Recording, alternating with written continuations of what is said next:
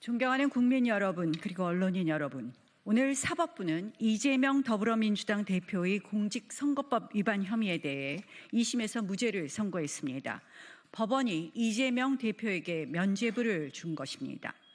억지 법리가 상식을 완전히 배반한 순간입니다. 이재명 특혜 판결입니다. 국민들께서는 도저히 납득할 수 없는 판결입니다.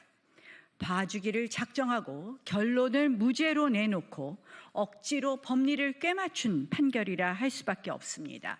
사실이 아니라 인식, 의견 표명에 불과하였다는 논리는 결국 정치인은 거짓말을 해도 된다는 한마디로 거짓말 면허증을 준 셈입니다. 그동안 허위사실 유포에 대해서는 법원이 엄격한 판단을 하고 있었습니다.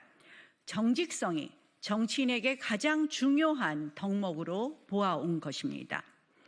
유권자를 속이는 가장 나쁜 행위였던 것입니다. 이번 판결로 허위사실 유포죄로 처벌받을 정치인은 아무도 없게 되었습니다. 이재명 살리기가 대한민국 선거 민주주의의 근간을 흐트러뜨린 것입니다. 대장동과 백현동 비리, 실체가 뚜렷한 비리입니다. 대장동에 7억 원을 투자해서 7천억 원을 받아 챙긴 민간업자가 있고 백현동 인허가를 이재명에게 로비하고 75억 원을 챙긴 브로커도 있습니다. 이재명 대표는 대선 후보로 나서 국민 앞에 버젓이 거짓말을 했습니다. 대장동 사업 실무총괄 김문기 씨를 모른다고 했고 골프를 치지 않았다고 발뺌했습니다. 백현동 인허가는 국토부의 협박으로 어쩔 수 없이 내줬다는 거짓말까지 했습니다.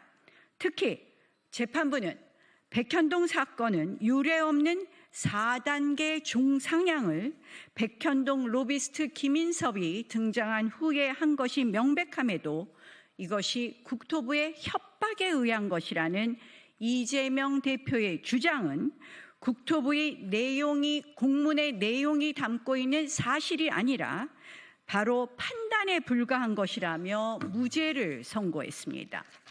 국토부가 종상향 지시 요구를 한 바 없었던 것은 물론이고 이런 주장이 사실이 아니고 판단이라면 도둑질을 하고도 선생님이 시켜서 한 것이다 라고 말하면 무죄입니까? 재판부도 적당한 논리 구성이 어려워서인지 얼렁뚱땅 별 논리도 없이 무죄라고 합니다. 과연 국민이 납득하겠습니까? 게다가 인허가 주체는 엄연히 성남시장 이재명이었습니다. 4년 만에 준공 허가를 겨우 받은 희대의 뻥튀기 백현동 사건에 대해 면죄부를 주는 것은 단순히 이것이 선거법 문제만이 아니기 때문입니다. 그래서 더 통탄할 일입니다. 오늘의 2심 판결은 상식 있는 국민이라면 이해하기 어려운 결정입니다. 판결문 내용이 이해되지 않는다면 그것은 판결에 문제가 있기 때문입니다. 공직선거법은 후보자가 아닌 유권자 입장에서 해석하는 것이 기본입니다. 법률과 원칙에 따라 판단해야 될 것입니다. 위증교사, 대장동 백현동 특혜, 쌍방울 대북 송금 의혹, 경기도 법카 유용 범죄까지 남은 사건에서도 이런 식의 판결이 계속된다면 법치국가의 근간이 흔들릴 것입니다. 대법원 판결은 3개월 이내에 해야 됩니다. 오래 끌 이유가 없습니다. 백현동 발언이 의견 표명인지 사실 적시인지에 따라 유무죄는 즉시 바뀔 수 있습니다. 대법원은 법리의 최종 해석 기관으로서 이 발언을 단순히 의견 표명으로 인정한다면 우리 선거제도는 송두리째 무너질 것이며 허위사실 유포죄는 의미가 없어질 것이라는 것을 유의해야 할 것입니다. 이 사건 2심 판단은 이리 보아도 저리 보아도 명백한 법리 오해입니다.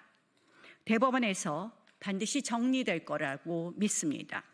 모처럼 정의가 다시 세워질 수 있었던 이재명 재판의 결과가 이 지경에 이른 것을 보면서 사법부의 현실을 다시금 되돌아보게 됩니다. 거짓은 절대 진실을 이길 수 없습니다. 절대 이겨서도 안 됩니다.